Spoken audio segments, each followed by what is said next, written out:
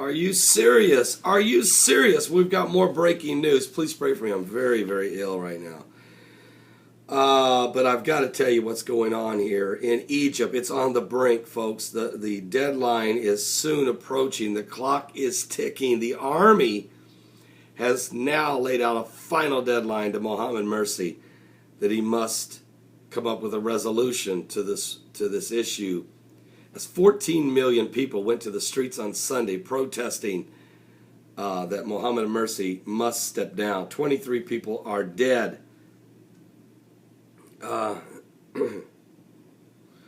There's 39 people dead in other areas of the country. Egypt's military held an emergency meeting today, July the 3rd, 2013, hours ahead of its deadline for the country's embattled Islamist President Mohammad Mursi, the fierce king, the cruel lord of Egypt, as it's prophesied in Isaiah 19, verses 1 through 4. The demands of millions of protesters or face intervention by the army.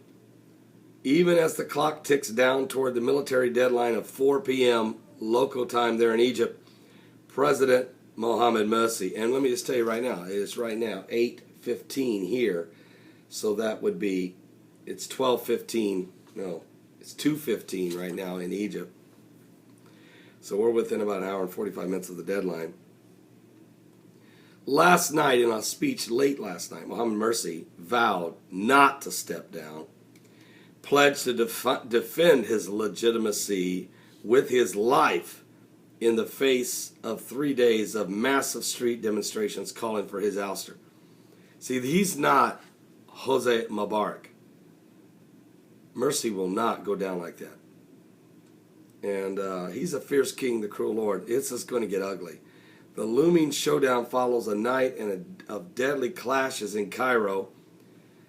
It left 23 people dead near the main Cairo University campus, and the death toll now is at 39 people since Sunday, and there's been like 1,000 people injured.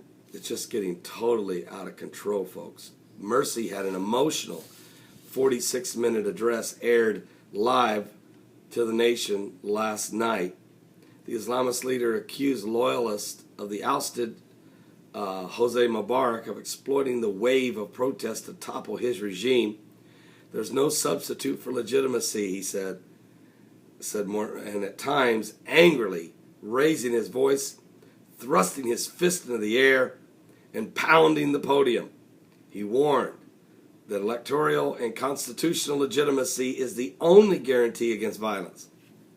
The statement showed that Mursi and his Muslim Brotherhood are prepared to run the risk of challenging the army. It also entrenches the lines of confrontation between the Islamist supporters and the Egyptians, angry over what they see as his efforts to impose total control through the Brotherhood using Sharia law, and it's destroying their nation. Folks, this thing is getting really ugly in Egypt. We need to really pray one for another. We need to pray for that entire region. Please pray for the Coptic Christians in Egypt, because they will be the first to be murdered and massacred. They've already been killed. They've already had their churches burnt. They've already had their homes burnt. They've already been crucified in the trees in front of the presidential palace a year ago when Mursi first took over.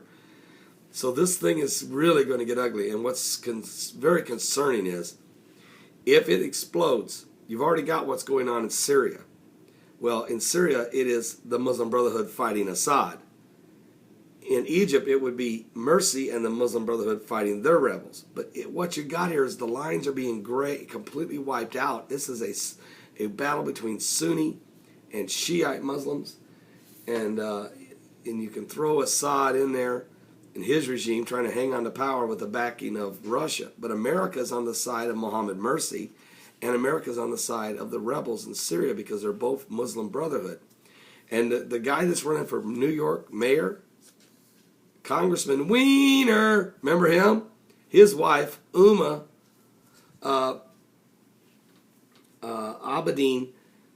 Abedin was the chief of staff for Hillary Rodham Clinton as Secretary of State.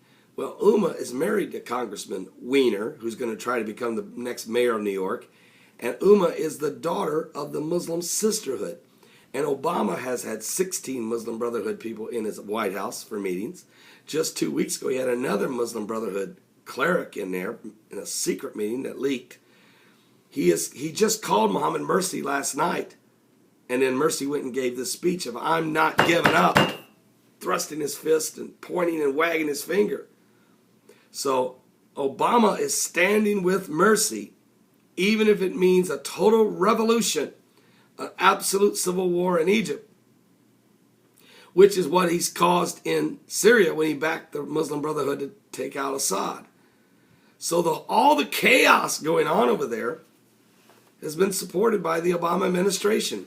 That's well documented. I'm not making that up. And this is what's created such instability in the region. And the Bible said in Daniel chapter 8 that through peace many shall die. And look at this. And through his policies, he shall cause craft to prosper in his hand, and he shall magnify himself in his heart. And it says right here in verse 24, in Daniel 8:24, and his power shall be mighty, but not by his own power. And he shall destroy wonderfully, and shall prosper, and practice, and shall destroy the mighty and the holy people. So we got to keep an eye on what's going on there. In the next few hours, keep an eye on what's going on in Egypt, because Mohammad Mursi is the fierce king, the cruel Lord. And I got a feeling that he's got some of the army behind him. He's got billions of US dollars behind him. And he's got the man that has the power, Barack Obama, behind him, who just grounded the Bolivian president's plane and forced it down and got France and Portugal to block his presidential plane from their airspace. I mean, this guy is ruling from a different level. So let's wait and see what's going on. Pray for the President of the United States that he needs to start making some decisions that would be productive for our nation, not counterproductive. So be in prayer for our country. God bless you. Pray for me. I'm not going to be doing a radio show today. I'm just under the weather. So God bless you. And but if there's breaking news breaks, I will come back and share it with you in Jesus' name.